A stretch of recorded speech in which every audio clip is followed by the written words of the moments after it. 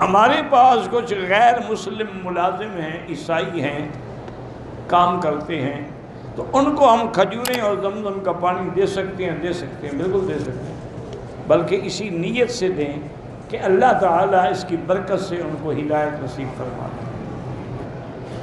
کہتے ہیں جی کہ میں ایک بزرگ ہیں انڈیا سے کہ میری شادی کو 14 سال ہو گئے ہیں، کوئی اولاد نہیں ہے، اللہ آپ کو اولاد صالح عطا فرمائے، لیکن میرے بھائی سب سے پہلی چیز یہ ہے کہ آپ دونوں میاں بیوی پہلے اپنے ٹیسٹ کروائیں کہ نقص کس میں ہے۔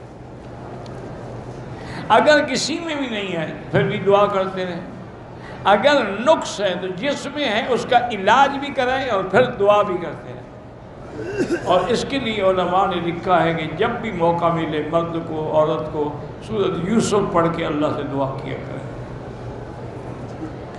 ایک ہمارے علاقے میں دیوبندیوں نے بریلویوں سے رشتہ کر دیا، ٹھیک ہے بھی، وہ سارے بریلوی کافر تو نہیں ہوتے، بعض بدعتی ہوتے ہیں، تو بدعتی کافر تو نہیں ہوتا۔ آپ نے میرے لیے دعا کی ہے انڈیا سے محبوب صاحب نے، اللہ آپ کو جزائے خیر دے، اللہ آپ کی بھی جائز مشکلات حل فرمائیں۔ کعبۃ اللہ میں اگر ایک آدمی نے اعتکاف کی نیت کر لی تو اعتکاف کے دوران میں طواف کر سکتے ہیں، مسئلہ ہے مسجد سے باہر نہ جائے نا، طواف تو مسجد کے اندر ہے، طواف کیوں نہ کرے؟ اسی طرح اگر مسجد نبوی میں بیٹھا ہے تو صلاۃ و سلام کے لیے بھی جا سکتے ہیں، وہ مسجد کے اندر ہے۔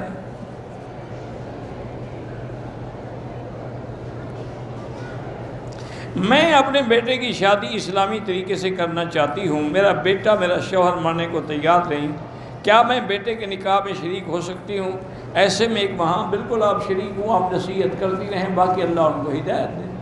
آپ کی نیت اچھی ہے کہ اسلام کے مطابق ہو، لیکن وہ نہیں مانتے تو قیامت میں خود بھگتیں گے۔ تم تو ماں ہوگی، اگر بیٹے کی خوشی میں نہیں جاؤ گی تو دلوں میں ایک قسم کا نعوذ باللہ دراڑ پڑ جائے گی۔ سورۃ کہف ساری جو ہے عظیم نعمت ہے، اور خاص طور پہ سورۃ کہف کے پڑھنے سے اور حکم ہے حدیث میں کہ جمعہ کے دن پڑھا کرو، اور اس کے پڑھنے والا جو ہے ایک تو دجال کے فتنے سے محفوظ ہوگا، اور دوسرا انشاءاللہ اس کی قبر میں بھی نور ہوگا اور قیامت میں بھی نور ہوگا۔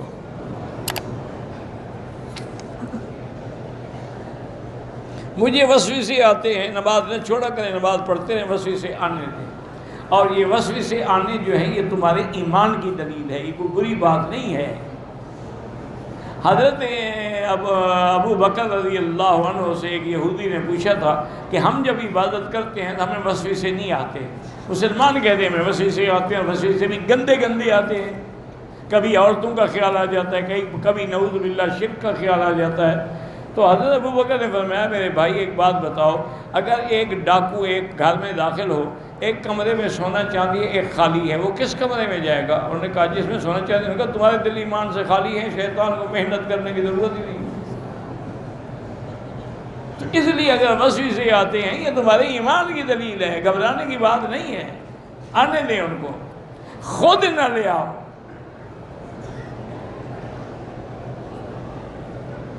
عصر کے بعد اگر طواف کریں افضل یہی ہے سب کے نزدیک کہ 2 رکعت واجب جو ہیں مغرب کے بعد پڑھیں، دوران طواف پانی پئیں اگر پیاس لگی ہو، یہ روزہ ہے افطار کا وقت آ گیا پی سکتے ہیں۔ برے وسوسے آتے ہیں، پریشان کرتے ہیں، اس کا علاج یہی ہے کہ قرآن کی آخری 2 جو صورتیں ہیں ہر نماز کے بعد 3 دفعہ پڑھ کے ہاتھوں پہ دم کر کے سارے بدن پہ پھیرا کریں، انشاءاللہ چند دنوں میں وہ وساوس ختم ہو جائیں گے۔ کہتا ہے کہ جی جنازے کے بعد کی جو دعا ہے، ہمارے علاقے کے مولوی کہتے ہیں کہ فخلصوا لہ للمیت الدعاء، تو یہ کہاں لکھا ہے کہ جنازے کے بعد؟ وہ جنازے والی جو دعا ہے اس کے بارے میں حکم ہے کہ اخلاص سے دعا کرو، یا اس کے بعد یہ حکم اس کے لیے ہے کہ دفن کرنے کے بعد قبر پہ اس کے ثابت قدم رہنے کے لیے دعا کرو۔ اگر جنازے کے بعد متصل دعا ہوتی تو حضور پاک فرماتے، صحابہ فرماتے، خلفائے راشدین فرماتے۔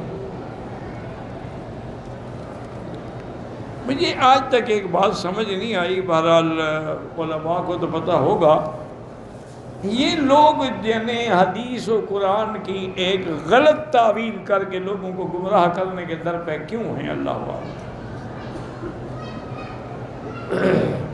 کبھی کسی بات پہ تعویل ہو رہی ہے، کبھی کسی بات۔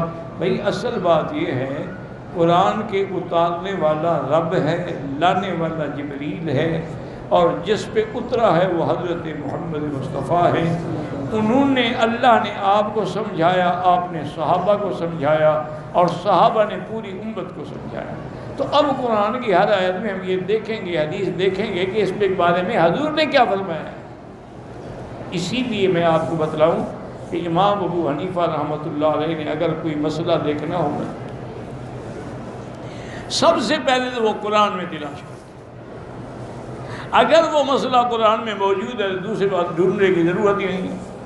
اگر قرآن میں نہ ملے تو پھر حدیث میں دیکھتے ہیں۔ اچھا، اتفاق سے حدیثیں دو مل گئی، تو اب وہ دیکھتے ہیں کہ خلفائے راشدین کا کس حدیث پہ عمل ہے۔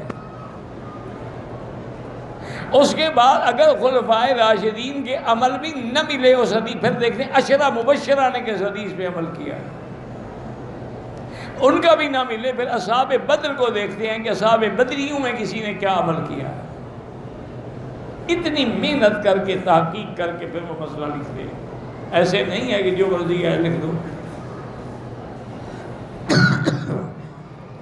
اب مثال کے طور پہ رفع یدین کا مسئلہ ہے، میرا اعتراض مقصد نہیں ہے، یاد رکھا کرو، میں الحمدللہ کبھی اعتراض نہیں کرتا، اور جو ہمارے بھائی رفع یدین کرتے ہیں نہ میں ان کی کبھی مخالفت کرتا ہوں، ان کی نمازیں بھی حق ہیں، صحیح ہیں، اور جو نہیں کرتے ان کی بھی صحیح ہیں، لیکن تحقیق کریں کہ حضرت ابو بکر، حضرت عمر، حضرت عثمان کرتے تھے؟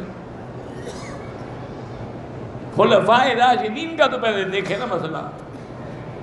وہ تو یہی ملتا ہے کہ وہ نہیں کرتے تھے۔ سب سے بڑی فقیہ صحابی حضرت عبداللہ ابن مسعود ہیں، وہ بھی نہیں کرتے تھے،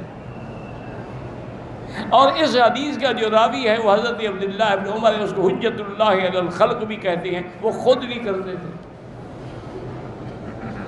اس لیے جھگڑوں میں نہ پیر پڑا کرے، جو بھی ائمہ کے قول ہیں وہ بغیر کسی دلیل کے نہیں ہیں، یا دلیل قرآن میں ہوگی، یا حدیث میں ہوگی، یا اجماع میں ہوگی، یا قیاس میں ہوگی، اور قیاس کا حکم بھی قرآن میں ہے کہ فَاعْتَبِرُوا يَا أُولِي الْأَبْصَارِ۔